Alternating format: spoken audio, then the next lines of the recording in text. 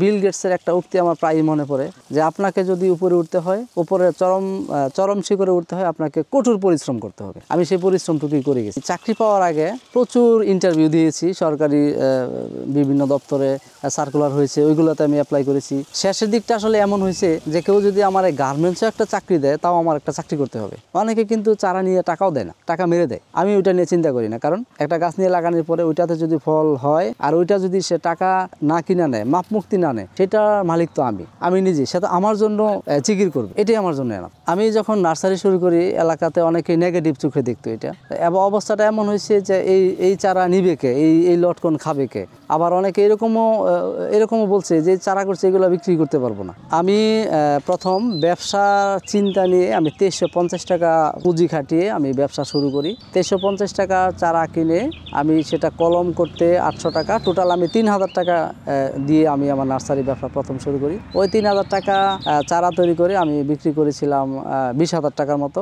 ওইটা থেকেই আমার কিন্তু ব্যবসার এই নার্সারির প্রতি আমার আরও ইন্সপায়ার হয়েছি। ওইখান থেকেই আমি যে 2350 টাকা পুঁজি নিয়ে ব্যবসা শুরু করছিলাম, এখানে মনে হয় যে 100-র মতো গাছ ছিল। তো এখন আমার ব্যবসা, আমার তো লটকনের চারা আছে 3 লাখের উপরে, আর রামবুটানের চারা আছে 60-70 হাজারের মতো, তারপরে আমের চারা আছে 50 হাজারের মতো। মোটামুটি আনুমানিক আমার এখানে 200 প্রজাতির গাছে টোটাল আপনার 6 লাখের মতো চারা আছে, যেটা আমি 100 চারা দিয়ে শুরু করছি। ছাত্র জীবন থেকে আমার প্রবল ইচ্ছা ছিল যে আমি আমার বাড়িতে থেকে চাকরি করব, সেটা গভর্নমেন্ট চাকরি করব, সেটা যদি মেথরে চাকরি হয় তাতেও আমার কোনো সমস্যা নাই। আমি বাইরে গিয়ে চাকরি করার প্রতি তেমন দুর্বলতা কখনোই ছিল না। বাড়িতে থাকার উদ্দেশ্য হচ্ছে এটাই যে আমি একটা চাকরি করব, চাকরির পাশাপাশি আমি আদার্স পেশা নেব। ওই দুর্বলতার নিরিখেই কিন্তু আমার আজকে নার্সারি ব্যবসা বা আমার বাগান পরিচিতি। ব্যবসার আসলে লাইন পাওয়াটা অনেক কষ্ট, পুঁজি লওয়া যায়, কিন্তু একটা ব্যবসাতে লাইন ধরা পুঁজি লইলেই যে ব্যবসা হয়ে যায় এরকম না, সেটা আগে বুঝতে হবে। তো আমার নার্সারিটা মূলত 8% জমি থেকে আমি শুরু করছি।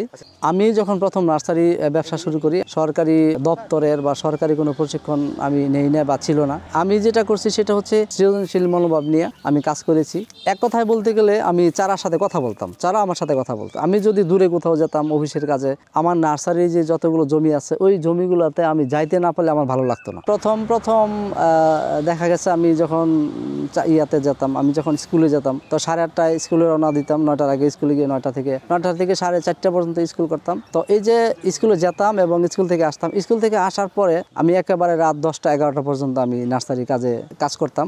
আর সকালে একদম ঘুম থেকে উঠে 5:30টার পর থেকে আমি 8:30টা পর্যন্ত করতাম, নার্সারি কাজ করতাম। এবং ছুটির পরে বাসায় আসার পরে 4:30টা থেকে একেবারে রাতে 11টা পর্যন্ত আমি একলা এই কাজগুলো করতাম। তখন অত শ্রমিকও ছিল না, এখন তো আলহামদুলিল্লাহ শ্রমিক হয়ে গেছে। আমি যে চাকরিগুলো আমার নার্সারি এবং এলাকার জন্য চাচ্ছি, এমন অনেক চাকরি আছে যেগুলো প্রাইভেট চাকরি, মোটামুটি ভালো বেতনের চাকরি ছিল, তাও আমি যাই না। যে চাকরিগুলো অনেকেরই স্বপ্ন, অনেকেই চাকরিগুলো পায় না, ওই চাকরিগুলো আমি ছেড়ে দিয়ে আসছি শুধু আমার এই নার্সারি বা এলাকায় একটা কর্মসংস্থান জন্য। আমি জানি এলাকায় থেকে আমি একটা কিছু করতে পারি।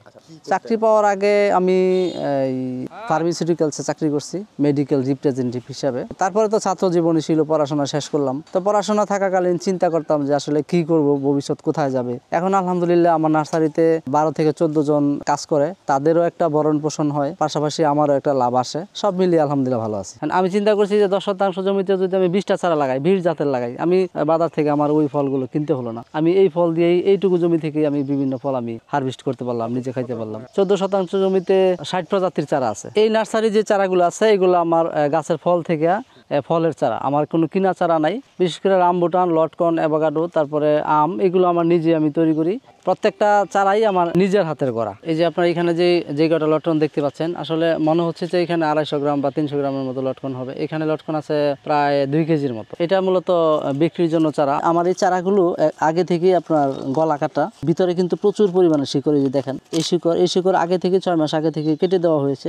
এখন যারা চারা নিতে চায় আমরা সাথে সাথে চারা তুলে দিয়ে দিলে চারা নষ্ট হবে না। এই চারাটা বিক্রি হয়েছে 5,000 টাকা। এটা পুরা গাছটা। চারা বিক্রি করতে করতে যখন চারাগুলো বয়স হয়ে যায়, তখন বাগানে থেকেই ফল চলে আসে, তখন এই ফল সহ আমরা বিক্রি করি। চারা যত বড়ই হোক বিক্রি করা যায়, এবং বেশি চারা বয়স বেশি হইলে ফল বেশি পরিমাণে আসে, ফল বেশি পরিমাণে আসলে দামও বেশি পাওয়া যায়। তো চারা বয়স হলেই ফল চলে আসে। আমার টার্গেট ছিল যে আমি উপরে উঠবো, আমাকে ভালো কিছু করতেই হবে, যার জন্য আমার মনের মাঝে ভয়ভীতি ছিল না। আসলে আমি তখন এবং এখনো মনে করি ক্লান্তি বলতে আমার মাঝে কিছু নাই।